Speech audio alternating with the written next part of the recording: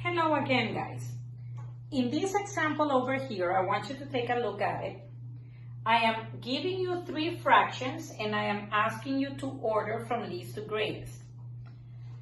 In this case, the first thing that I need to look for in order to be able to order them is to make sure that the fractions have the same denominator.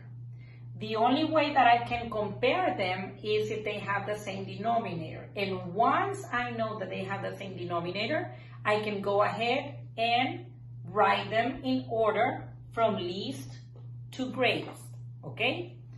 So over here, I see that I have 1/4, I have 3/4, and I have 1/2, okay? I am giving you these three options, and I am asking you to order from least to greatest. But what do you notice in this example? This one and this one, they have the same denominator. But this one over here has a different denominator.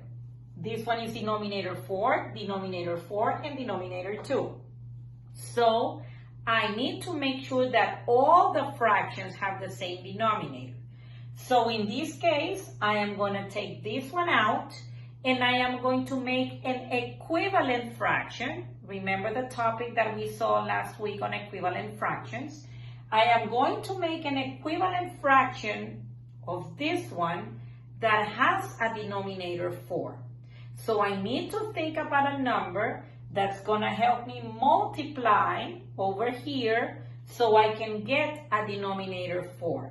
So I'm going to pull my fraction to this side, okay, and I'm going to write 1/2 in here, and I need to think about a number that when I multiply it, I can get a denominator 4.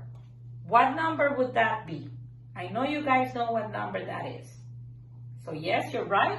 I will need to multiply everything times 2 so I can get my denominator 4 over here. So 1 times 2 is going to give me 2, and 2 times 2 is going to give me 4.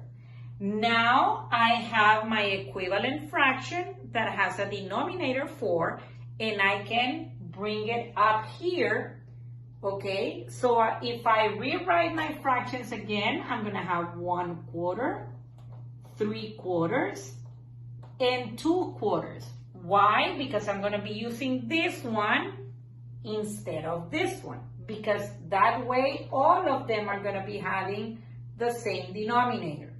So now I am asking you to order from least to greatest. So let's take a look at the fractions, and we're going to determine which one is going to come first.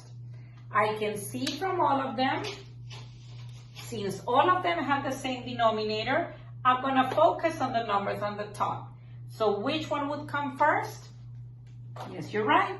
These will be the first one, okay? So I cross it. Now I take a look at the other two. Which one is going to come next? Okay, well, the one that we converted is the one that's going to come next.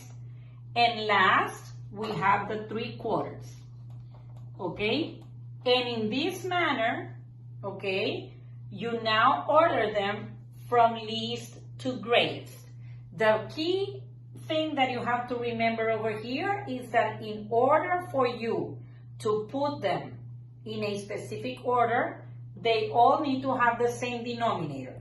If you by any chance have one example that does not have the same denominator as the others, you need to make sure you turn it into an equivalent fraction, so then you can put them in the order that I am asking you guys.